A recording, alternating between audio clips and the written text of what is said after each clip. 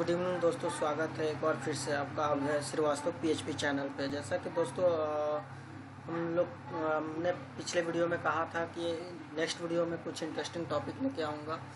तो मैंने सोचा कि इंटरेस्टिंग टॉपिक से तो बीच बीच में करता ही रहूँगा, तो बीच में एक सीरीज भी स्टार्ट करता हूँ कुछ। तो जैसे मैंने आज सोचा है कि आप लोगों के लिए एक पीएचपी में लॉगिन मॉड्यूल बनाऊँ, कि लॉगिन मॉड्यूल का सीरीज आपके लिए बनाऊँ कि लॉगिन मॉड्यूल कैसे होता है, लॉगिन करके डैशबोर्ड पे यूज़र कैसे डालते जाते हैं, उसको डाटाबेस से फेच कराना, जब यूज़र आईडी पासवर्ड कोई यूज़र डालेगा तो उसको डाटाबेस में ले जाना, मैच कराना, अगर वो यूज़र आईडी अवेलेबल है तो डैशबोर्ड पे जाएगा, अवेलेबल नहीं है तो वापस इंडेक्स पेज पे आएगा, लॉगिन पेज पे आएगा। तो उस वो लॉगिन मॉड्यूल आप लोगों के लिए आज मैं बताऊंगा। देखिए, उसका मैंने एक डीएफडी बनाया है, डाटा फ्लो डायग्राम, उससे मैं आप लोगों को समझाता हूँ। सबसे पहले डीएफडी फॉर लॉगिन मॉड्यूल।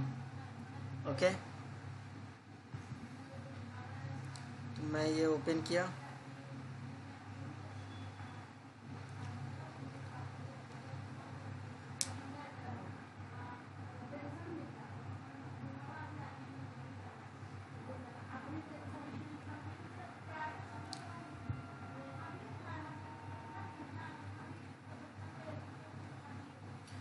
दोस्तों, लॉगिन मॉड्यूल बनाने के लिए सबसे पहले मैं मेरा जैम कंट्रोल पैनल जो आज स्टार्टिंग होगा, तो मेरा जैम कंट्रोल पैनल ओपन है और इसमें मैं एक बार चेक कर लेता हूँ। तो अपाची स्टार्ट है, माईसीक्वल भी स्टार्ट कर लेता हूँ और ये मेरा माईसीक्वल स्टार्ट हो गया। अब वर्ड डॉक्यूमेंट ओपन होता है और दोस्तों माफ़ कीजिएगा, थोड़ा टाइम ले रहा है सिस्टम ओपन होने में। तो ये दोस्तों आपके स्क्रीन पे आ गया डीएफडी फॉर लॉगिन मॉड्यूल। तो इसमें होता क्या है, सबसे पहले लॉगिन मॉड्यूल में लॉगिन पेज आता है। लॉगिन पेज में यूज़र आईडी पासवर्ड डालने का रहता है। तो लॉगिन पेज में यूज़र क्या करेगा, यूज़र आईडी और पासवर्ड डालेगा। यूज़र आईडी पासवर्ड डालने के बाद वो वैलिडेट यूज़र डिटेल, इसका मतलब कि यूज़र की डिटेल को हम लोग वैलिडेट करेंगे। कहाँ से, डाटाबेस में जो यूज़र आईडी पासवर्ड अवेलेबल है उससे मैच कराएंगे और उसके बाद मैच कराने के बाद वहाँ से जो रिस्पॉन्स आएगा उसमें चेक करेंगे। जो रिस्पॉन्स आया यस यानी कि मैच किया या नहीं, अगर मैच किया तो होम पेज या डैशबोर्ड पेज पे जाएगा, और अगर मैच नहीं किया तो रिडायरेक्ट टू लॉगिन पेज और रजिस्ट्रेशन पेज। आप जहाँ मूव कराना चाहें वहाँ मूव करा सकते हैं।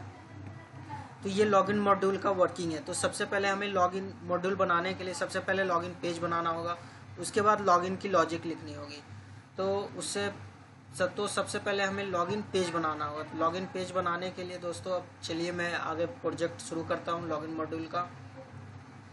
लॉगिन मॉड्यूल का प्रोजेक्ट शुरू करने के लिए मैं अपने htdoc फोल्डर में जाता हूँ। This PC E drive jam folder के अंदर htdocs का फोल्डर है। htdocs के अंदर मैं बनाता हूँ एक फोल्डर। इस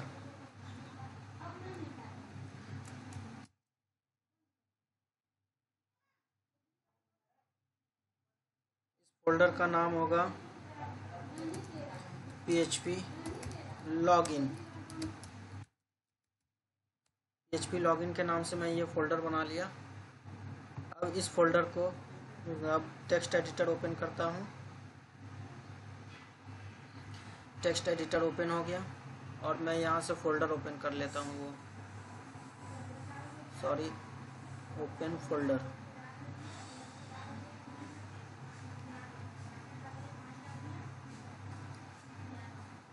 फोल्डर में आया htdocs में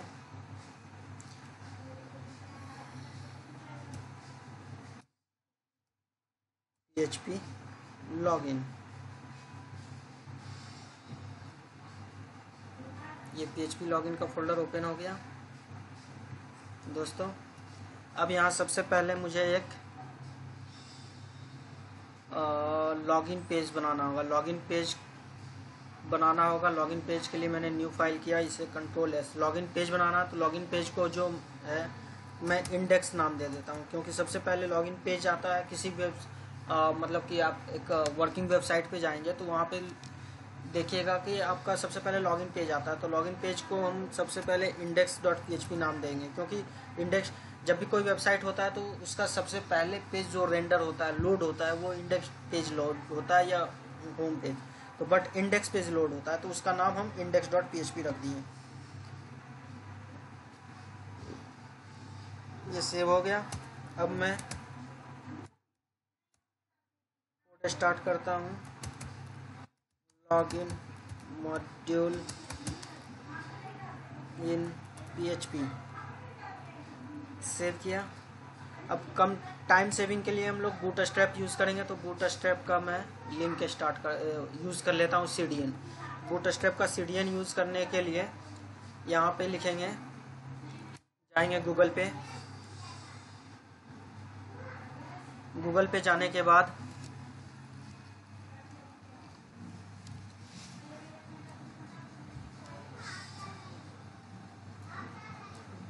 यहाँ पे लिखेंगे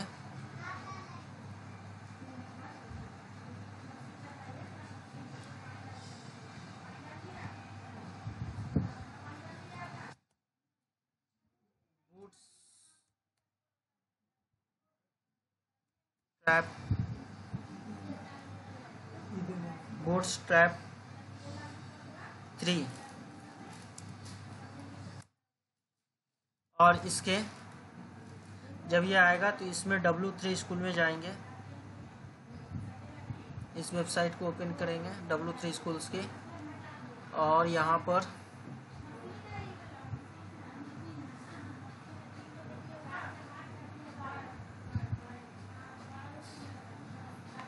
ये W3 स्कूल का मैं इसे ट्राई इट योरसेल्फ में ओपन करता हूँ,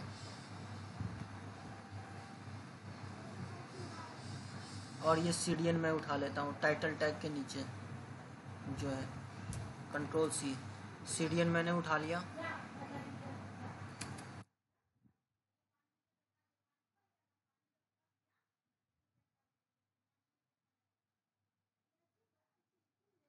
तो ये टाइटल टैग है, टाइटल टैग के नीचे ये पेस्ट कर दिया, सेव किया। और मुझे बनाना है लॉगिन मॉड्यूल, तो सबसे पहले एक डिव लेंगे, उस डिव में क्लास ले लेंगे कंटेनर,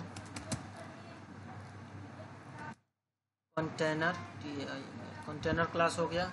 इसके नीचे फिर एक डिव लेंगे, और डिव में यहाँ पे क्लास डिफाइन करेंगे रो, रो हो गया। फिर इसके अंदर एक और डिव लेंगे, और इसके अंदर क्लास डिफाइन करेंगे call-sm-4, और इसे ब्लैंक रहने देंगे। और यहाँ पे मैं लिख लेता हूँ लॉगिन कार्ड व्यू, ये लॉगिन कार्ड व्यू हो जाएगा यहाँ इसके नीचे। उसके लिए मैं एक डिव लिया और इसके अंदर क्लास डिफाइन किया call-sm-4, और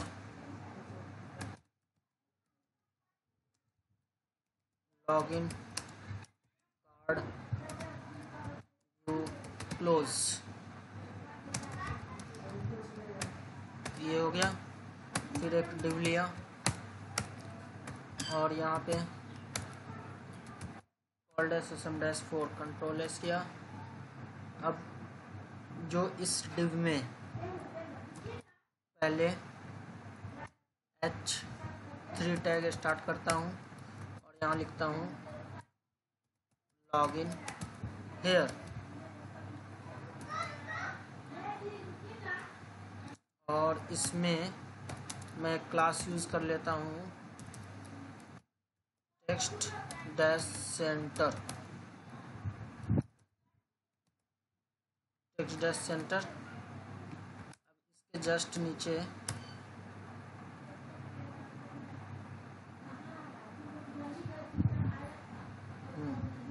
इसमें मैं क्या करता हूँ, ये जो मैंने लिखा है लॉगिन हेयर, इसको एक डिव में ले लेता हूँ, के अंदर, और इस div में मैं क्लास डिफाइन करता हूँ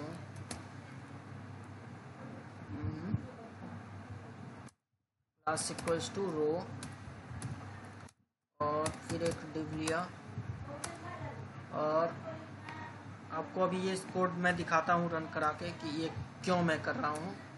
और इसके अंदर class call dash sm dash यहाँ पे हो जाएगा 12, ये लिया, सेव किया, और यहाँ पे आया लोकल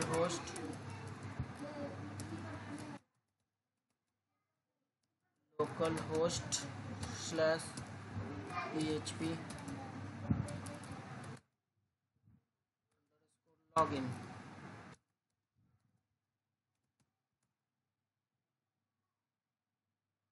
और ये गाइस आ गया लॉगिन हियर। बट ऊपर से मुझे स्पेस चाहिए, तो कंटेनर से ऊपर एक मैं डिव ले लेता हूँ, और इस डिव में क्लास डिफाइन कर लेता हूँ जम्बोट्रॉन। ये थोड़ा स्पेस दे देगा और ऊपर में एक डिव बना देगा जिसका स्पेस हो जाएगा। ये जम्बोट्रॉन बन गया और उसके नीचे कंटेनर आ गया।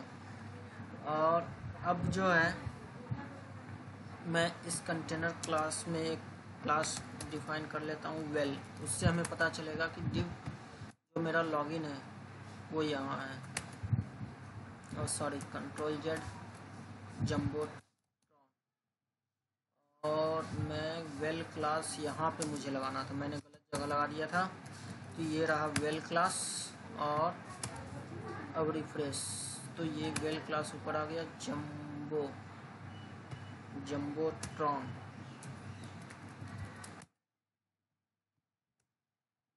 ये आ गया।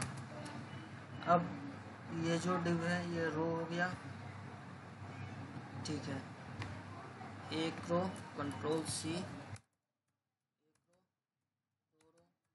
3 रो। अब जो ये रो है,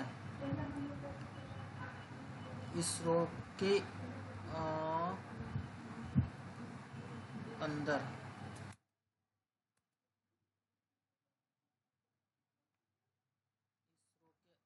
मैं कंट्रोल जेड इसमें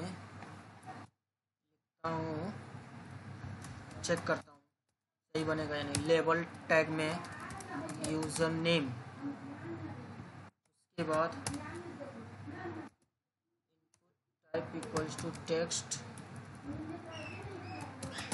name equals to user name,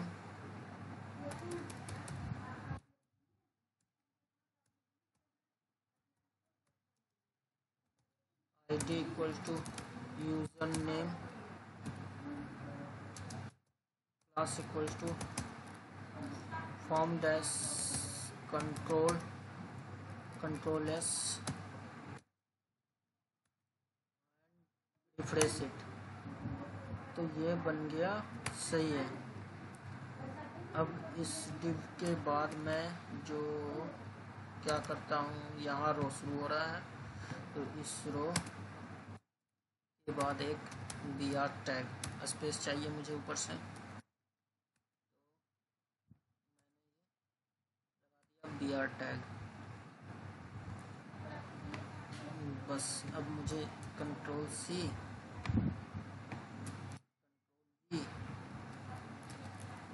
PASS password,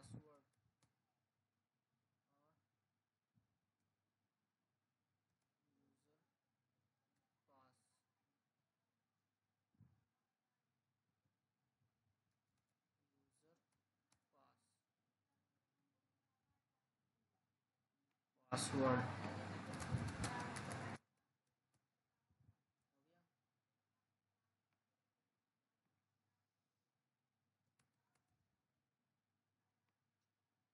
और यहाँ पे मुझे बनाना है button. Input type equals to reset, name equals to reset, ID equals to reset,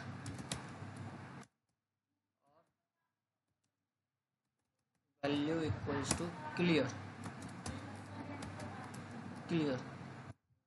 के बाद फिर एक टैग स्टार्ट होगा और ये होगा सबमिट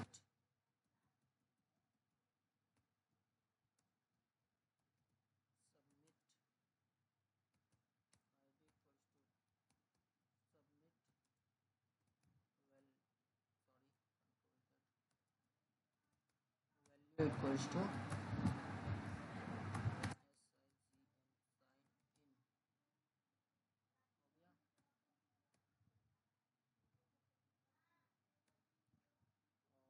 सेव किया।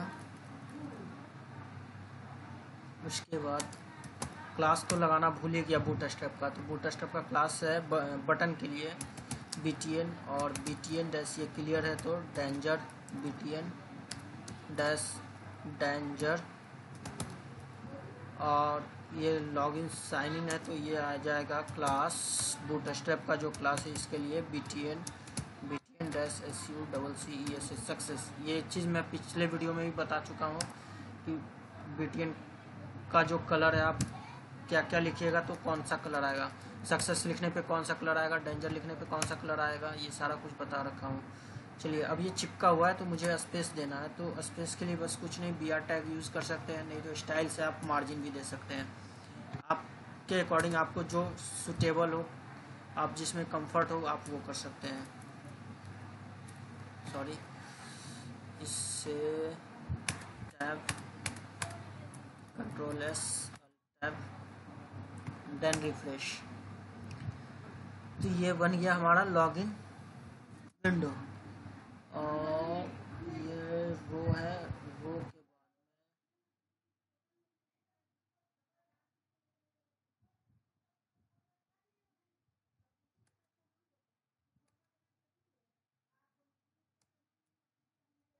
कंट्रोल S अल्ट टैब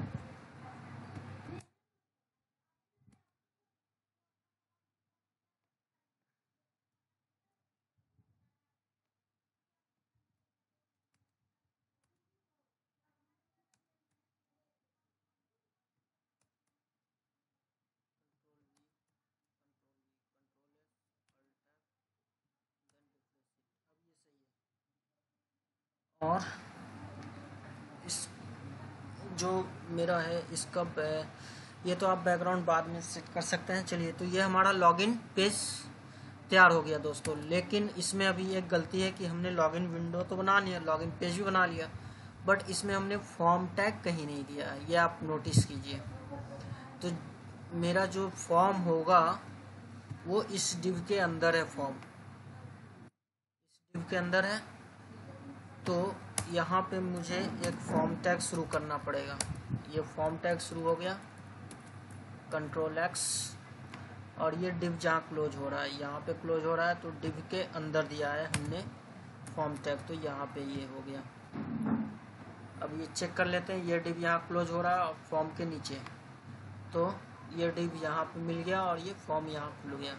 तो फॉर्म टैग ओपन कर लिए। फॉर्म टैग में एट्रीब्यूट क्या क्या होता है जैसे पहले बताया हूँ, तो एक होता है मेथड, तो मेथड जो होगा ये पोस्ट हो जाएगा। मेथड जब ये मेथड जो हो जाएगा ये पोस्ट हो जाएगा। और एक्शन, एक्शन अगर ब्लैंक छोड़ेंगे तब क्या होगा, एक्शन अगर फॉर्म का एक्शन अगर ब्लैंक छोड़ते हैं तो क्या होगा कि जब भी यूज़र इस सबमिट बटन या साइन इन बटन पे क्लिक करेगा तो ये इंडेक्स पेज पे ही रहेगा, इंडेक्स पेज पे ही रहेगा, इंडेक्स पेज पे ही सारा वर्किंग करेगा। लेकिन अगर एक्शन में हम किसी पेज का डिफाइन कर देंगे नाम, तो वो क्या होगा कि जैसे ही यूज़र सबमिट करेगा तो वो उस पेज पे जाएगा, उस पेज पे जाने के साथ साथ आपके फॉर्म में जो भी डाटा है उस डाटा को भी उस पेज पे ले जाएगा। तो एक्शन में आपको ये ध्यान रखना, अगर पेज का नाम डिफाइन किया है तो आपको उस पेज पे लॉजिक लिखना होगा, अगर पेज का नाम आपने नहीं डिफाइन किया है तो इसी इंडेक्स पेज पे आपको लॉजिक लिखना होगा। तो मैं पेज का नाम ब्लैंक छोड़ देता हूँ, मैं इसी पेज पे लिखूँगा। और दोस्तों अब चेक करता हूँ, चेक करने के लिए देख लेता हूँ कि मेरा फॉर्म सबमिट हो रहा है नहीं आ रहा है, तो उसके लिए मैं गेट मेथड यूज़ करता हूँ। इससे आपको दोस्तों पता भी चल जाएगा। देखिए मैंने गेट मेथड लिखा और एक्शन में ब्लैंक छोड़ दिया, तो क्या होगा, जब सबमिट होगा तो इसी पेज पे रहना चाहिए, होना तो यही चाहिए। तो चलिए चेक करते हैं, रिफ्रेश और सबमिट। ये देखिए दोस्तों, यूज़र नेम ब्लैंक आ गया एंड यूज़र पास ब्लैंक और सबमिट बटन का वैल्यू आ गया। तो दोस्तों ये था, आपको मैंने बता दिया कि जब आप एक्शन में कोई भी पेज का नाम नहीं डालेंगे तो वो इसी जिस पेज पे है उसी पेज पे रहेगा सबमिट होने के बाद, और एक्शन में किसी पेज का नाम डाल दिए तो वो उस पेज पे जाएगा। गेट मेथड से क्या होगा, डाटा आपका यूआरएल पे दिखेगा फॉर्म का मेथड गेट रहने से, और पोस्ट मेथड रहेगा तो डाटा आपका जो है यूआरएल पे नहीं दिखेगा, डाटा आपका यूआरएल पे नहीं दिखेगा। तो ये तो दोस्तों हमने अभी तक क्या देखा, हमने ये देखा कि लॉगिन पेज हमने बना लिया, एक फोल्डर बनाया हमने। अभी तक ये देखा कि एक फोल्डर बनाया, फोल्डर के अंदर एक पेज लिया, उस पेज का नाम लिया index.php। index.php हमने क्यों लिया, क्योंकि किसी भी वेबसाइट का सबसे पहले जो पेज लोड होता है वो पेज होता है index.php, और उसी पेज पे हमने लॉगिन पेज बना लिया है। तो दोस्तों हमने पेज तो बना लिया, अब हम लोग एक्चुअली दोस्तों वीडियो काफ़ी लंबी हो गई है, तो अब मैं इस वीडियो को यहीं स्टॉप करता हूँ। नेक्स्ट वीडियो में आपको मैं बताऊँगा इसके आगे मुझे क्या करना है, आपको क्या करना है। मैं आपको स्टेप बाय स्टेप इसमें लॉगिन मॉड्यूल आपको बताऊँगा और सारे वैलिडेशन के साथ बताऊँगा। तो दोस्तों हमारे वीडियो के साथ बने रहें, इसके लिए बहुत बहुत धन्यवाद। और दोस्तों प्लीज़ हमारे वीडियो को लाइक कीजिए, सब्सक्राइब कीजिए और दोस्तों के साथ भी शेयर कीजिए, जिससे कि उनको भी वेब डेवलपमेंट सीखने में आसानी हो। थैंक यू दोस्तों।